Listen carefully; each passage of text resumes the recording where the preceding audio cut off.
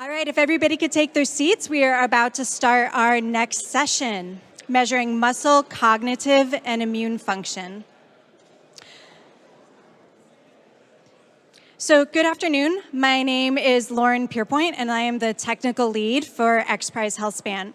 And I'm pleased to chair this session on measuring muscle, cognitive, and immune functional endpoints that will be used during the finals during XPRIZE Healthspan.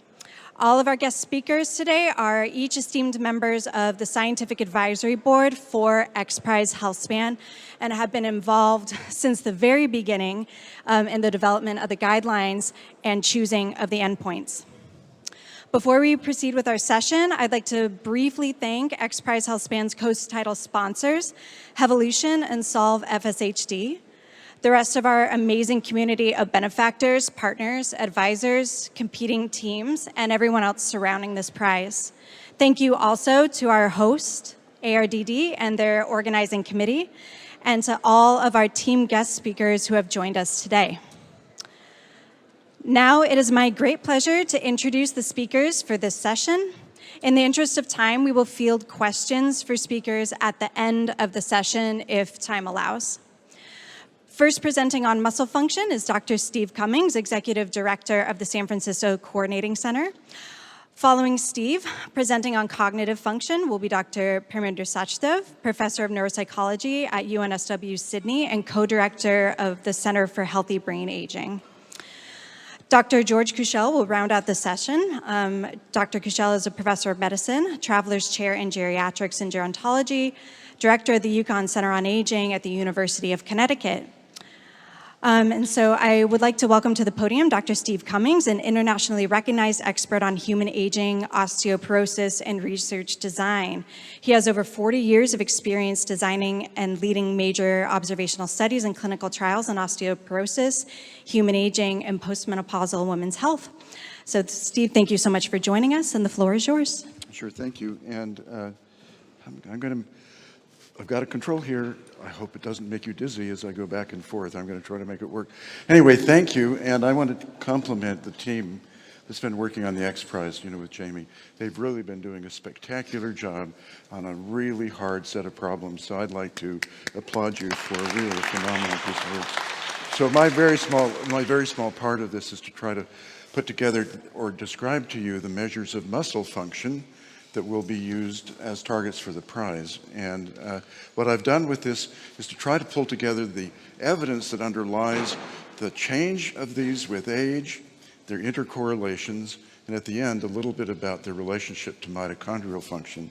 So let's start here first with a set of endpoint measurements for muscle. These are optimal. The optimal ones are cardiopulmonary exercise testing for VO2 max or VO2 peak, means essentially the same thing. Knee extensor power, which is the rate of development of torque, and then biospecimens or imaging. The biospecimen-based measure of muscle mass is D3 creatine dilution. I'll describe that in a bit more detail because I don't think many of you have heard of it or know of it. Now then there are, let's see if I can do this, it worked, acceptable measurements. That is, in the case that the optimal measurements are simply not feasible, then the prize will allow people to use these acceptable measurements, and for endurance capacity, that's a 6-minute walk and the 400-meter walk time. I'll also describe those and how they're done. And then 1 repetition maximum, which is very closely related. It's a measurement of what you call strength rather than power. And as for muscle mass, then either MR or CT muscle volume. That's a more regional measure of mass, whereas the D3 creatine is a systemic, whole body, whole skeletal muscle approach to measuring mass. Let's start with endurance capacity. Again, I'm going to try to show you how it's done, a little bit about the longitudinal data that we do have, and about their intercorrelations with one another. So with VO2 peak, or VO2 max is done either on a treadmill, as you see there, measuring the oxygen consumption during a standard exercise on one of those 2 devices that increases intensity till you reach a peak or a maximum, and the oxygen consumption at that level defines the peak or max VO2. It's been associated with many endpoints, including disability and mortality. And I think it's perhaps one of the best measures we've got about endurance and its change with aging. So now we see here data from the BLSA, how it declines with age. This is a study of really wide age range, 20 to 87 years. BLSA is going to be probably the major source of our data about longitudinal change. And you begin to see the power of that database here, where in longitudinal follow-up, I don't know if I've got a way of isolating. Anyway, I don't have a pointer here, but these are comparisons to the previous decade. So you see that with each decade, the amount or percentage of loss increases. So in a sense, there's like an exponential, not really exponential, but a growing and an increasing rate of loss over the period of age. And that's the treatment target for VO2 peak. Well, we're in the process of developing that as we are for the other endpoints. But notably here, the VO2 peak declines roughly 20% over 10 years. And so that might be related to the order of magnitude of a 10-year improvement you'd be after. Now, that's 10 years. 20 years is probably 30 to 40%. This is really ambitious. And by comparison, what that means, for example, is the meta-analysis of exercise training in people who were over 60 years old over the course of 20 weeks managed a 16% overall improvement. So one has to, in order to win this, one has to probably do better than exercise training. Now, the secondary or the alternative measurement is 400-meter walk time. And I think I'm convinced the committee that this should be as fast as possible, not just leisurely walk time, but as fast as possible, a measure of endurance. So it's done in any kind of clinical center with 10 circuits, for example, of a 40-meter course. It gets kind of boring. They go down and then back and then down and then back as fast as possible, but doing it safely. And the measure is the time it takes to complete 400 meters. A little context here, mobility disability is a really common endpoint now in cohort studies and in clinical trials as a measure of mobility. And mobility disability is the inability to walk 400 meters in 15 minutes. You know, many people who are in good shape and fit can do that in 6, 7, 8 minutes, for example, so that in contrast gives you a sense of what that 400-meter walk time is. A 6-minute walk distance is very similar. And rather than having 400 meters, you have 6 minutes to go as far as you can. And this is commonly used, for example, in the cardiovascular field as a measure of endpoints with cardiovascular therapeutics. 400-meter fast walk time increases with age. You can see that pattern, again, of worsening of mobility, slower and slower as one gets older. You know, it's not just a linear, but a curvilinear change with time. Now, how well does this correlate with the optimal measurements? It's a really pretty strong correlation between peak VO2 and the 400-meter fast walk time. So, you know, I think those two are relatively interchangeable as an endpoint. Now let's turn to power. Lower body power, the optimum measure, and acceptable one is strength. Well, these we do both on a rig like you're seeing here. And power is the ability to exert that force quickly. It includes a motion as a part of the definition of power. And strength is in the ability to exert maximal force. It's like, against a fixed plate.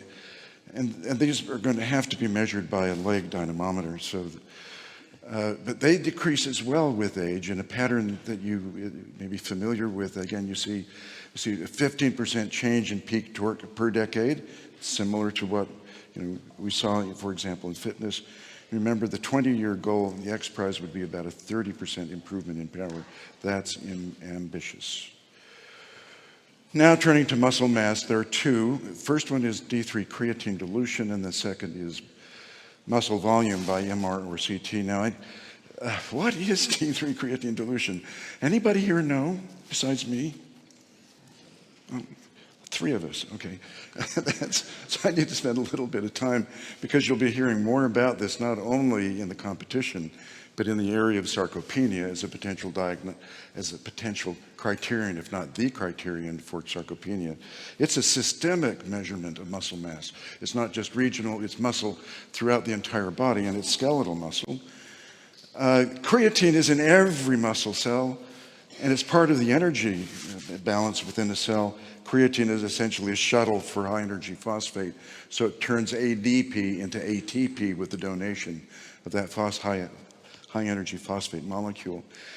98% of creatine is in skeletal muscle, which makes this perfect for measuring the total amount of skeletal muscle. It's only in skeletal muscle. There's a lot of it. And in medicine, some of you may remember, we can measure creatinine very easily. Very simple test. We can measure creatinine in the urine, in this case. It's easy, it's cheap, and it's very precise. And that's good because creatine is steadily converted to creatinine. So it's about 1.7 to 2% of it is, per day is converted to creatinine. Now, that allows us to do a really clever test, which is to label the creatine with D3, with heavy water, with hydrogen D3, deuterium. And then you have a certain amount of it, you know how much there is. The subject drinks that amount of D3, creatine, and it gets into all the muscles over 3 days, you get in steady state.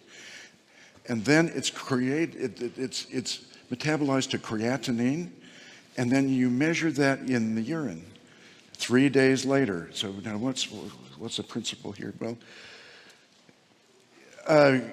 since D3 creatine is a certain amount, you labeled it, that's what's out there, that certain amount is going to be in the urine. If you've got more muscle, then more creatine that's not labeled will be in the urine as well. If you have very little muscle, only a little bit of that D3 creatinine will be. So in a sense, those who have more muscle will have more dilution. That is, a smaller concentration, a smaller part of that will be the D3 creatine. So this, we can talk about, I'll answer all your questions about this later in the question center or out in the hallway. But this is a very accurate measurement, and it's really strongly associated with leg power and strength and with muscle mass by MR, and it's been shown to be predictive of disability, falls, hip fractures, a number of other endpoints. So it's a very interesting, very powerful measurement of muscle, and has become our optimal measurement in this. Now, muscle volume by CT or MR, that's relatively easy to understand, and these two also change with age and are strongly correlated with D3CR as well, and I'm going backwards. I'm sorry, I told you I might make you dizzy. Okay, so now let's look at the interrelationships between the optimal measurements that we've suggested. And there is a reasonably high correlation between all of the optimal measurements. That is, for VO2 peak and leg power, correlation of 0.55 for men and women, and for VO2 peak and D3CR, 0.44 for men, 0.31 with women. Leg power, you see similar correlations of 0.44, 0.30.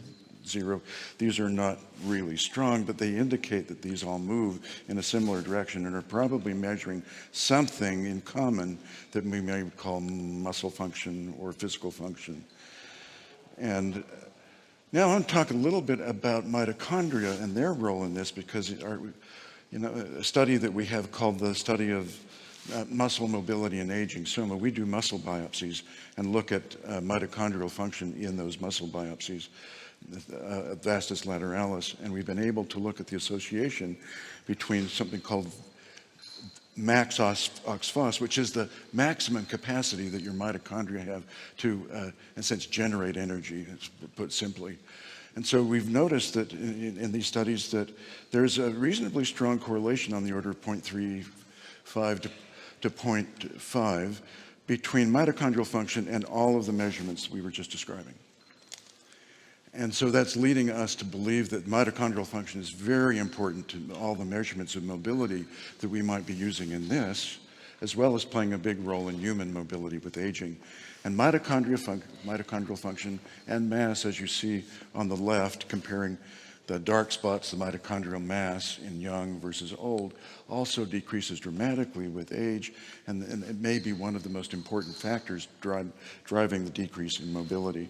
So I would say that the road to the prize probably has to go through mitochondria, at least in part, and which there is one exception to this, which is a little interesting. That is that there's almost no association between mitochondrial function and systemic or total body skeletal muscle mass by D3CR. It's the one exception to that rule. So in summary, the muscle endpoints that we've described to you here decline with age, often at an increasing rate, and achieving 10-year targets may involve 10 to 25% improvements in these measures.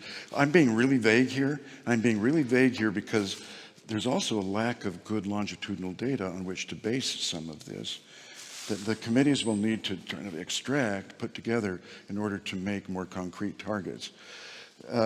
These measures are moderately intercorrelated, and a treatment might be able to improve 2 or 3 of them through some common pathway.